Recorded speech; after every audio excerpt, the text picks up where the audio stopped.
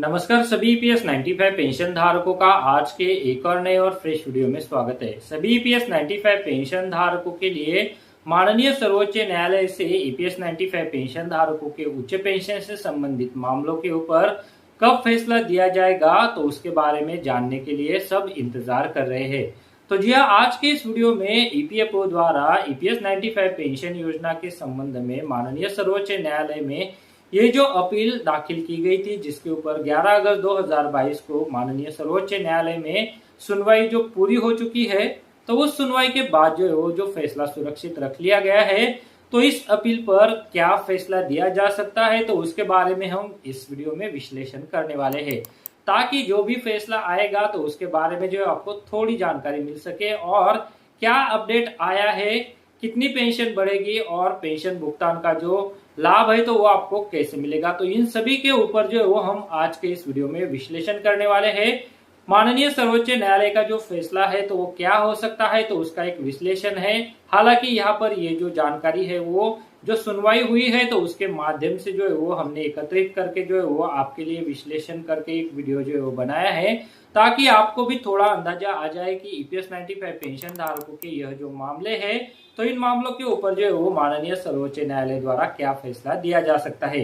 तो आज के इस वीडियो में माननीय सर्वोच्च न्यायालय द्वारा ईपीएस 95 पेंशन धारकों के उच्च पेंशन से संबंधित मामलों के ऊपर 11 अगस्त 2022 को जो अंतिम सुनवाई की गई थी, तो उस सुनवाई के बाद जो फैसला यहाँ पर सुरक्षित रख लिया गया है, तो उस फैसले के ऊपर जो हम थोड़ा यहाँ पर जो चर्चा करने वाले हैं। क्या अपडेट आ सकता है, क्या फैसला आ सकता है, तो उसके बारे में हम चर्चा करने वाले हैं। तो चलिए यहाँ पर ये जो डिटेल विश्लेषण है तो उसके बारे में हम बात करेंगे। उससे पहले अगर आप हमारे चैनल पर नए हैं, चैनल को अभी तक सब्सक्राइब नहीं किया है, तो चैनल को सब्सक्राइब जरूर करके रख लीजिएगा, ताकि जो भी आने वाले अपडेट है तो उसके बारे में जो आपको पूरी जानकारी मिल सके।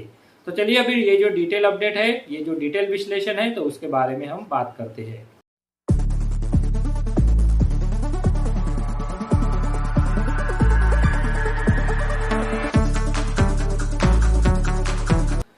तो जी 11 अगस्त 2022 को माननीय सर्वोच्च न्यायालय में 3 जजों की खंडपीठ के सामने ईपीएस 95 पेंशन धारकों के उच्च पेंशन से संबंधित जो मामले हैं, तो इन मामलों के ऊपर जो है वो पूरी सुनवाई हो चुकी है। लगभग 67 मामले यहाँ पर टैग थे। टोटल 67 ईपीएस 95 पेंशन धारकों के उच्च पेंशन से संबंधित मामले थे, जिनके ऊपर पूरी सुनवाई हो गई थी। ईपीएफओ के अधिवक्ता, ईपीएस 95 पेंशन धारकों के अधिवक्ता, इन सभी ने जो है वो अपनी दलीलें पेश की गई थी। उसके बाद जो है वो 3 जजों की खंडपीठ द्वारा ईपीएस 95 पेंशन धारकों के उच्च पेंशन से संबंधित यह जो मामले हैं, तो इन मामलों के ऊपर जो है वो अंतिम फैसला सुरक्षित रख लिया गया है। बहुत सारे लोग हमें कमेंट करके पूछ भी रहे हैं कि माननीय सर्वोच्च न्यायालय का फैसला आ गया क्या, कब तक आने वाला है, और अगर फैसला आ गया तो हमारी पेंशन कब तक बढ़ेगी, कितनी बढ़ेगी। तो ऐसे बहुत सारे सवाल जो है वो कमेंट में हमें पूछे जा रहे हैं, क्योंकि माननीय सर्वोच्च न्यायालय की जो भी सुनवाई होती थी, जो भी दिन भर का अपडेट रहता था, तो मैं मेरे वीडियो के माध्यम से जो आपको बता देता था। ऐसे में अभी आपके जो सवाल है तो आने लग गए हैं, तो मैं सभी को एक बार फिर से जानकारी दे देना चाहूंगा कि अभी जो है वो माननीय सर्वोच्च न्यायालय द्वारा फैसला नहीं दिया गया है। हम यहाँ पर जल्द से जल्द फैसला जो है वो आने की उम्मीद कर रहे हैं। जैसे ही इसके संबंधित हमें एक ठोस जानकारी मिल जाएगी कब कब फैसला दिया जाने वाला है, कौन सी तारीख को फैसला दिया जाने वाला है, तो उसके बारे में हम आपको वीडियो के माध्यम से जो है वो जानकारी दे देंगे। इसके लिए आप चैनल को सब्सक्राइब जरूर करके रख लीजिएगा, ताकि इसके संबंधित जो भी अपडेट आए तो वो आपको समय पर मिल सके। तो चलिए आज के इस वीडियो में क्या फैसला दिया जा सकता है, जो दलीलें पेश की गई थी, तो इसके ऊपर जो फैसला आ सकता है, तो उसके ऊपर हम थोड़ा यहाँ पर विश्लेषण करने वाले हैं। तो जी यहाँ पर मैंने ये सारी जानकारी जो है वो नोट कर ली है, तो वो मैं अभी आपको बता दूंगा। तो यह अधिनियम के तहत ईपीएफओ की भूमिका एक फंड मैनेजर की है। Central board of trustees fund का एक ट्रस्टी होता है। कर्मचारी पीएफ और पेंशन दोनों योजनाओं के लाभार्थी है। वर्तमान मामले में भारत सरकार, सीबीटी और पीईआईसी सभी ने आरसी गुप्ता के फैसले का अनुपालन करने के लिए प्रतिबद्ध किया है। ईपीएफओ को अब ट्रस्टियों द्वारा उठाए गए लगातार रूप को खत्म करने की अनुमति कैसे दी सकती है, जो वास्तव में कर्मचारियों के लाभ के लिए लिया गया था। कर्मचारी भविष्य निधि के अंतर्गत आने वाले कर्मचारी, चाहे वह छूट प्राप्त हो या फिर गैर छूट प्राप्त वाले संस्थान में काम कर रहे हो, मौजूदा कानूनी ढांचे के अनुसार अनिवार्य रूप से पेंशन योजना ईपीएस 1995 जो स्कीम है तो उसके सदस्य है। उन्होंने यह भी कहा कि छूट और गैर छूट से कोई फर्क नहीं पड़ता, क्योंकि पैसा अंततः पेंशन फंड में ही जाता है। अधिकतम राशि से अधिक वास्तविक वेतन पर योगदान करने के लिए प्रत्येक संयुक्त विकल्प के लिए तिथि में कटौती की अवधारणा EPF para 26 of 6 EPS 1995 para 11 of 3 दोनों के विरुद्ध है। बीमांकित रिपोर्ट प्रथम दृष्टया झूठी और भ्रामक है और ईपीएफओ से प्राप्त आरटीआई उत्तरों के विपरीत है। पेंशन फंड जैसा कि वर्तमान में है, आरटीआई सूचना के आधार पर कर्मचारियों को किसी भी बढ़ी हुई पेंशन को वितरण करने के लिए पर्याप्त है। ईपीएफओ द्वारा सर्कुलर के माध्यम से लागू वास्तविक वेतन पर संशोधित पेंशन प्राप्त किए बिना आरसी गुप्ता के फैसले के बाद 2.6 लाख से अधिक ईपीएस 95 सदस्यों की मृत्यु हो गई है। यह सर्कुलर 23 मार्च 2017 को जारी किया गया था। एक और सीनियर आरसी गुप्ता के फैसले की समीक्षा के खिलाफ वकील श्री वेंकट रमनी ने बहुत दिलचस्प तरीके से अपनी दलीलें पेश की। उन्होंने कहा कि पीएफ एक्ट पर छूट वाले ट्रस्ट और गैर छूट वाले ट्रस्ट में कोई अंतर नहीं है। सामाजिक प्रतिभूतियां अन्य सभी देशों में भी लागू होती है। अचानक ऐसे संशोधन लाना जो बड़ी संख्या के वर्गों को वंचित कर देगा, बिल्कुल भी सही नहीं है। तो जी यहाँ पर ये जो बड़ी दलीलें हैं वो पेश की गई थी, जो कि ईपीएस 95 पेंशन धारकों के हक में है। उसके बाद यहाँ पर जो डिटेल विश्लेषण है, तो उसमें एक बड़ा मुद्दा आता है कि 22 अगस्त 2014 का यह एक संशोधन जिसमें 1.16% के बोझ को सरकार से अलग अलग स्थानांतरित कर दिया गया था। ईपीएफओ के वित्तीय स्थिरता को तर्क को फिर से शुरू करना ईपीएस 95 पेंशन धारकों के मौलिक अधिकार का उल्लंघन है। संवैधानिक तर्कों की अनदेखी करते हुए यह कृत्रिम निर्णय लिए गए थे। एक और सीनियर अधिवक्ता श्री विकास सिंह ने कोर्ट का ध्यान आकृष्ट करते हुए जोरदार तर्क दिया था कि इस पेंशन योजना के तहत छूट प्राप्त और गैर छूट प्राप्त प्रतिष्ठानों में कोई अंतर नहीं है।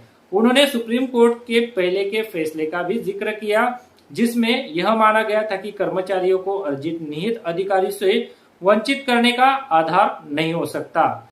उसके बाद अगली जो दलीलें पेश की गई थी, तो वो सुश्री मीनाक्षी अरोड़ा ने असाधारण रूप से अच्छी तरह से तर्क दिया और यह साबित करने के लिए न्यायाधीशों के सामने कई आंकड़े रखे कि ईपीएफओ का कोष 8,253 करोड़ रुपए से बढ़कर 3,93,604 करोड़ रुपए हो गया है और ईपीएफओ केवल कर्मचारियों के योगदान से अर्जित जो ब्याज होता है तो उससे ही पेंशन का भुगतान कर रहा है और कॉपर्स से बाहर नहीं।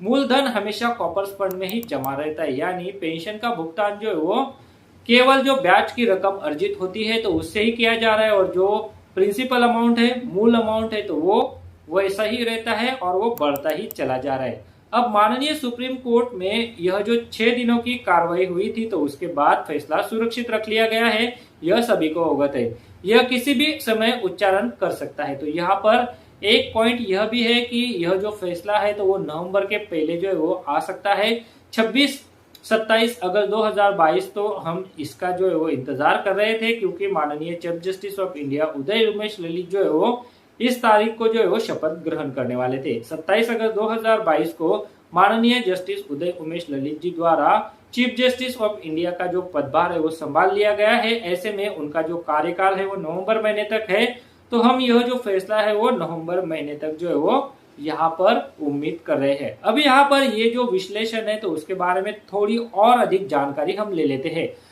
हम सुप्रीम कोर्ट के फैसले की उम्मीद केवल केरल उच्च न्यायालय के फैसले के संदर्भ में ही कर सकते हैं, जो कि 12 अक्टूबर 2018 और केरल उच्च न्यायालय के इस फैसले से अन्य प्रार्थनाओं के बारे में भी नहीं बोल सकते हैं, क्योंकि यहाँ पर यह जो फैसला है वो केरल उच्च न्यायालय द्वारा 2018 में जारी किया गया था। तो उस फैसले के ऊपर जो याचिका दाखिल की गई थी तो उसी के संबंधित यहाँ पर जो फैसला है तो वो लिए जाने की यहाँ पर हम उम्मीद कर सकते हैं।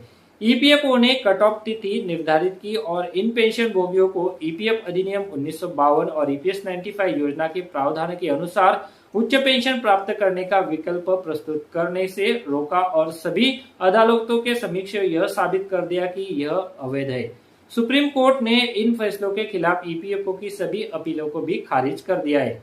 अब सुप्रीम कोर्ट इस कट ऑफ तारीख का समर्थन भी नहीं करता है। तो जी यहाँ पर पिछले फैसलों में हम यहाँ पर देख चुके हैं कि माननीय सर्वोच्च न्यायालय भी जो कट ऑफ दी थी तो उसका समर्थन नहीं करता है। सुप्रीम कोर्ट से पहले अब ईपीएफओ ने ईपीएफ अधिनियम 1952 और ईपीएस 1995 पेंशन योजना के प्रावधानों के बजाय वित्तीय व्यवहार्यता पर तर्क केंद्रित करके अपनी राजनीति बदल दी, क्योंकि वे लगभग उच्च न्यायालयों में हर मामलों को हार गए और उनकी अपील को सर्वोच्च न्यायालय ने खारिज कर दिया था। दिन प्रतिदिन की कार्रवाई में जब श्री वेंकटरमणजी बैनर्जी एएसजीआई ने तर्क दिया कि अब सेवानिवृत्ति के बाद यदि पेंशनभोगी पूर्वव्यापी लाभ मांगते हैं तो यह उचित नहीं होगा, तो माननीय न्यायाधीश श्री यूयू ललित ने कहा कि कई निर्णय हैं जो पूर्वव्यापी लाभ की अनुमति देते हैं और साथ ही साथ इससे नकारने वाला निर्णय भी है। तो जी हाँ, यहाँ पर ये जो डिटेल विश्लेषण था जिसमें ये अंतिम मुद्दा था कि दिन प्रतिदिन की कार्रवाई में जब श्री वेंकटरमणजी बैनर्जी एएसजीआई ने तर्क दिया था कि अब सेवानिवृत्ति के बाद यदि पेंशनभोगी पूर्वव्यापी लाभ मांगते हैं तो यह उचित नहीं होगा, तो माननीय न्यायाधीश श्री उदय उमेश ललित ने कहा था कि कई निर्णय है जो पूर्वव्यापी लाभ की अनुमति देते हैं और साथ ही साथ इससे नकारने वाले निर्णय भी है। तो जी यहाँ पर ये जो डिटेल सुनवाई हुई थी, तो इस सुनवाई के बाद जो है वो ईपीएस 95 पेंशन धारकों के जो मामले हैं, तो इन मामलों के ऊपर जो अंतिम फैसला है वो 3 जजों की खंडपीठ द्वारा जो है वो भी सुरक्षित रख लिया गया है और इसके ऊपर फैसले की हम उम्मीद नवंबर महीने से पहले जो है वो कर रहे हैं। फिलहाल यहाँ पर ये जो डिटेल विश्लेषण था कि ईपीएस 95 पेंशन धारकों का जो मुद्दा है वो काफी अच्छी तरह से ईपीएस 95 पेंशन धारकों की जो अधिवक्ता है तो उनके द्वारा रखा गया है और जो भी दलीलें उन्होंने पेश की थी तो उसके संबंधित जो प्रॉपर दस्तावेज है तो वो भी कोर्ट में सबमिट कर दिए हैं ताकि ईपीएस 95 पेंशन धारकों के हक में जो फैसला है तो वो दिया जा सके। तो जी आज के इस वीडियो में जो सुनवाई खत्म हुई थी तो उसके बाद जो है वो अभी तक फैसला नहीं आया था, तो उसके संबंधित यहाँ पर मैंने आपको अपडेट दे दिया है। साथ ही यहाँ पर जो फैसला आ सकता है, क्या उम्मीद कर सकते हैं, तो उसके संबंधित जो विश्लेषण था तो वो मैंने आपके साथ जो है साझा किया है। उम्मीद करता हूँ कि आज के वीडियो में जो जानकारी मैंने आपको दी है तो उससे आपको फायदा जरूर होगा, आपके नॉलेज में इजाफा जरूर होगा। अगर ऐसा होता है तो आप मुझे वीडियो के नीचे कमेंट करके जरूर बताइएगा। फिलहाल माननीय सर्वोच्च न्यायालय के संबंधित जो भी अपडेट आएगा ईपीएस 95 पेंशन धारकों के मामलों के ऊपर कब फैसला दिया जाएगा, तो इसके संबंधित जो भी अपडेट आएगा तो मैं मेरे अगले आने वाले वीडियोस में आपको उसकी जानकारी दे दूंगा। इसके लिए आप जाते जाते चैनल को सब्सक्राइब जरूर करके रख लीजिएगा और उसके बाद जो बेल का बटन आएगा तो उसे भी आप प्रेस कर दीजिएगा ताकि जो भी आने वाले अपडेट है तो उन अपडेट के बारे में आपको पूरी जानकारी मिल सके। चलिए अभी आज की इस वीडियो में बस इतना ही। आगे भी जो भी अपडेट रहेंगे तो मैं आपको समय समय पर देता रहूंगा। तब तक आप सभी को मेरा नमस्कार। अगर आप शेयर मार्केट में इन्वेस्ट करना चाहते हैं तो इसके लिए आपको एक ट्रेडिंग अकाउंट की जरूरत पड़ती है। ट्रेडिंग अकाउंट ओपन करने के लिए वीडियो के डिस्क्रिप्शन में मैंने आपके लिए एक लिंक देके रखा है।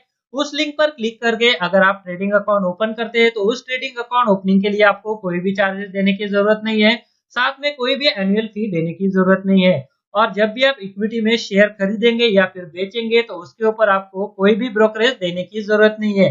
अगर मान लीजिए आपने 100 रुपए का कोई शेयर खरीदा और उसे 150 रुपए में बेच दिया तो जो 50 रुपए का फायदा होगा तो वो सीधे आपकी जेब में जाएगा। इसके ऊपर जो है वो आपको कोई भी ब्रोकरेज चार्जेस देने की जरूरत नहीं है, कोई भी यहाँ पर आपको चार्जेस नहीं है। तो इसके लिए अगर आप अकाउंट ओपन करना चाहते हैं तो वीडियो के डिस्क्रिप्शन में मैंने एक लिंक दिया हुआ है, तो उस लिंक पर क्लिक करके आप घर बैठे ऑनलाइन एक डीमैट अकाउंट ओपन कर सकते हैं।